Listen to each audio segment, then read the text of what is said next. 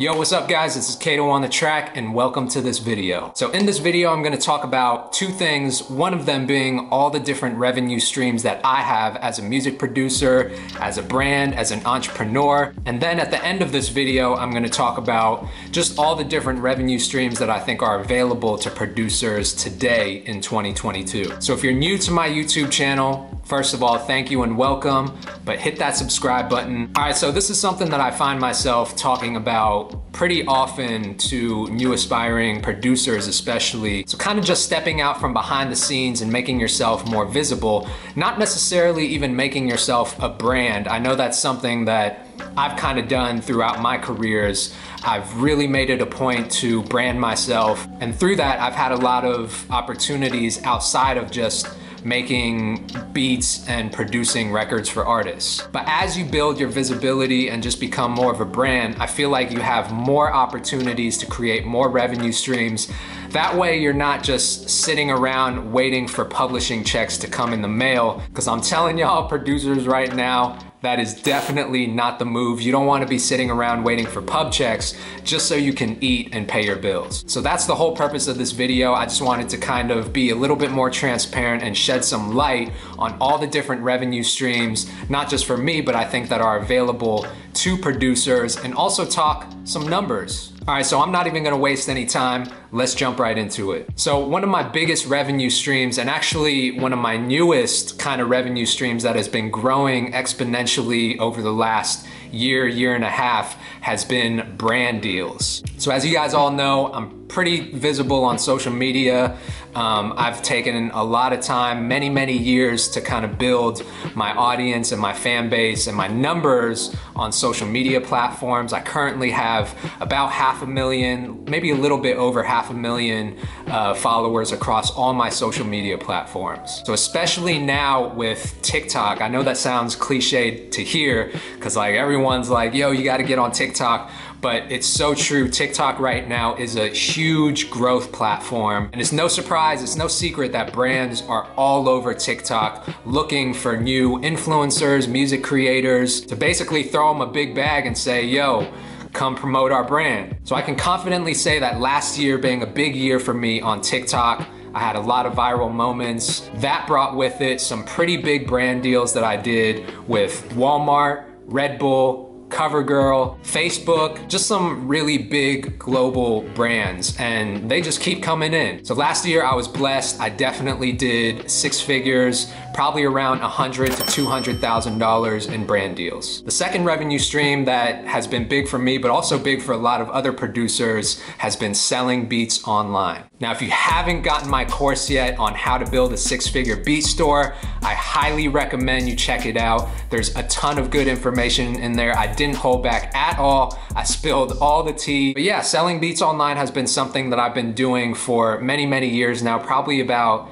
8 years or so. And this one definitely took a while. Not only did I get into selling beats online pretty early, so there wasn't like a huge market like there is today, it just took me time to learn the ropes and learn the game, learn how to market my beats online, run ads, and just overall build my online beat catalog. So all in all, I probably made $500,000 selling beats online. Every year, it's a six-figure revenue generator for me. This year, I'm probably gonna do anywhere between $150,000 to $200,000 selling beats online. The third revenue stream for me that has also been kind of new in the last like 2 years has been touring. So if you guys aren't familiar, I started this tour called the Sound Advice Tour, where I basically go city to city doing these in-studio seminars, panels, Q&A. I also give music feedback for aspiring artists, producers, and songwriters. And it's just something that I love, that I'm passionate about. I love just linking up with new creatives,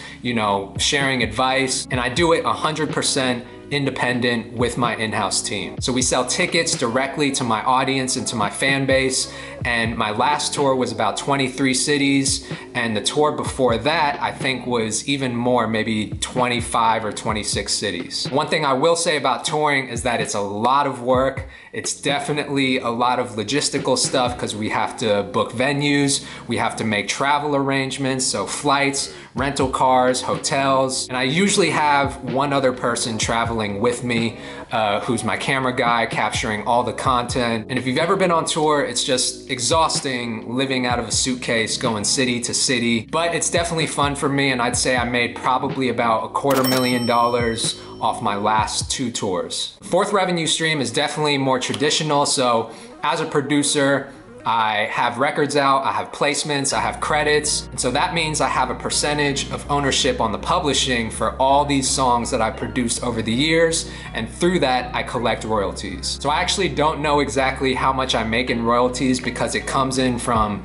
a lot of different sources. Sometimes it comes from the label directly, other times it comes from my publishing administrator, and it's kind of sporadic. Like, I never know when my royalties are coming in. Sometimes I still get paper checks in the mail, so I really don't know how much I make in royalties, but it's definitely 6 figures. The only downside about royalties, especially if you're a producer and you're waiting on those pub checks, is that number one, it's a little bit unpredictable. So you don't know exactly when it's gonna come in, and you're relying on other people to cut your checks. And we've all heard those horror stories of producer having to chase down these companies and even take them to court just to get paid. So I absolutely would not advise producers to only rely on publishing checks as your only source of income. And that's the point of me making this whole video, is because I want to shed some light on other ways that you should be making money. So one thing that I've seen a lot of producers do, especially in the lo-fi world, is start to put out your own records. So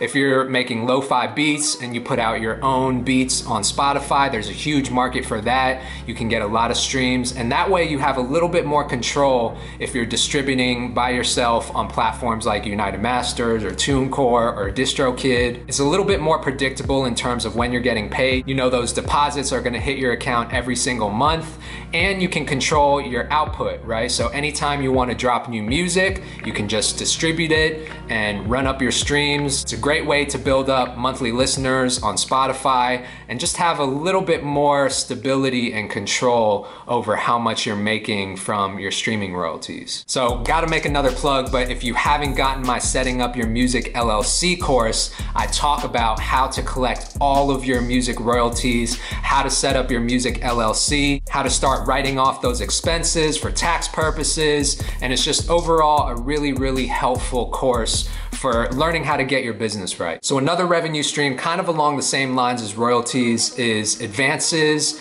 and production fees. So anytime I sell a track to a major label, or maybe even to an indie artist, or sometimes a lot of independent artists will want custom beats from me. Right now I currently charge anywhere between $5,000 to $12,000 for exclusive production. So again, I'm not super positive of what this number is, because depending on how many placements I have this year or next year, that number might vary a little bit. Generally, my rate for independent artists, if they want custom exclusive production, is right around $5,000. And if they're a major label artist, that number is anywhere between 10 and 15 grand, even though I've definitely charged double that, sometimes even more, for exclusive production. The last revenue stream that I want to talk about is selling courses. So obviously I've kind of built my brand on the educational side and that whole space of the music industry. I talk about it a lot. If you guys follow me on Instagram or social media, I'm always talking about the music business. And so I built out this series of courses for artists, producers, and songwriters. And I actually didn't do this until pretty recently, really at the top of this year. And so right now I really only have projections of how much I'm going to do for the year,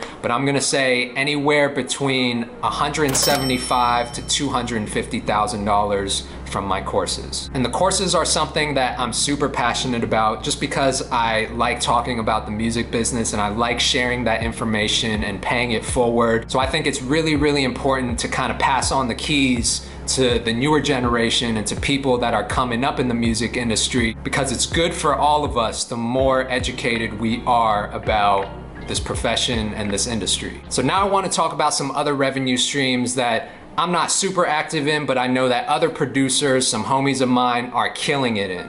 The first one is sample packs. So I think the sample pack game has really, really come up and is experiencing a boom with platforms like Splice, and it's really created new opportunities for producers who enjoy making loops and doing sound design to monetize this revenue stream. So I do have a couple sample packs on Splice, but I'm not really dropping them consistently just because I don't particularly enjoy sitting in my studio making loops all day. But I know some friends of mine that are really, really good at it, like my homie Decap, my friends at Cymatics. And so whether you work with a platform like Splice, where they kind of handle the distribution and the promotion of these packs, or you're doing it like Cymatics, who do everything in-house, from the marketing to the actual sample packs themselves, I know that you can make a ton of money selling sample packs online. I'm talking about like $500,000 into 7 figures a year just doing sample packs. So the other opportunity that I know is out there for producers is putting out long form content on YouTube. So YouTube, of course, one of the oldest and most established platforms there are. I know that there's still a lot of creators and especially producers that are still making a killing from YouTube ad revenue. So once you've gotten your channel to the point where you become a YouTube partner and YouTube can start overlaying ads on top of your videos, that's how you get paid as a creator on their platform. So in my experience, I've been on YouTube, I think since about 2008. It does take a long time to kind of build that consistent revenue on the YouTube platform, but once you get there, you can definitely make a lot of money on YouTube. So I hope this video helped and added a little bit of transparency on how producers can start to create multiple revenue streams outside of just producing songs and waiting on publishing checks. So if you know other revenue streams for producers, drop it in the comments. I would love to know. If you like this video, make sure you hit that like button, hit that subscribe button, and I'll see you guys in the next video. Peace.